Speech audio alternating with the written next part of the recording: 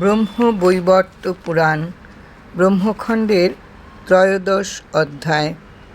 মহর্ষি সৌতি বললেন, হে তপনিধান, তারপর গন্ধর্বরাজ ভগবান শঙ্করের কৃপাবলে বৃদ্ধ বয়সে আপন আকাঙ্ক্ষারূপ বৃক্ষের ফলস্বরূপ মনোহর পুত্রমুখ দর্শন করে অপার আনন্দসাগরে ভাসতে লাগলেন। আনন্দের আবেগে তিনি যত সব দিন দরিদ্র ও ব্রাহ্মণগণকে বহু ধনরত্ন অকাতরে দান করলেন। কিছুকাল গত হলে পুত্র উপবর্হণ বাল্য অবস্থা অতিক্রম করেই কুলগুরু বশিষ্ঠদেবের নিকট দুর্লভ হরিমন্ত্র দীক্ষিত হলেন। তারপর স্বেচ্ছায় দুষ্কর তপস্যাতে মনোনিবেশ করলেন। একদিন উপবর্হণ যখন গণ্ডকী নদী তীরে নির্জনে বসে তপস্যায় মগ্ন ছিলেন, তখন সেখানে 50 জন গন্ধর্ব রমণী নদীতে স্নান করার জন্য উপস্থিত হন। মুনিযুবক উপবর্হণের মনোহর অঙ্গলাবণ্য দর্শন করে কামার্ত ও মূর্ছিত হয়ে পড়েন তারা।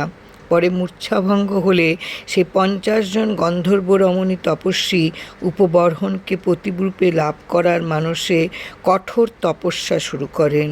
অবশেষে তপস্যালব্ধ যোগ শক্তি বলে দেহত্যাগ করে চিত্ররথ নামক গন্ধর্বের ঔরসে জন্মগ্রহণ করেন তারা।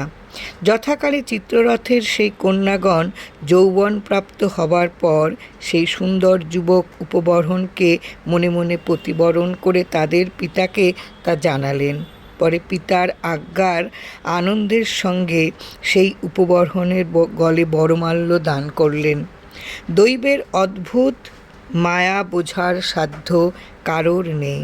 পূর্বে যে উপবর্হণ শ্রীকৃষ্ণ ছাড়া আর কিছুই জানতেন না, এখন তিনি সেই অলৌকিক যৌবন সম্পন্না যুবতীদের পত্নী হিসাবে লাভ করে পূর্বের তপস্যা, ধ্যান, ভক্তি সব ভুলে গেলেন।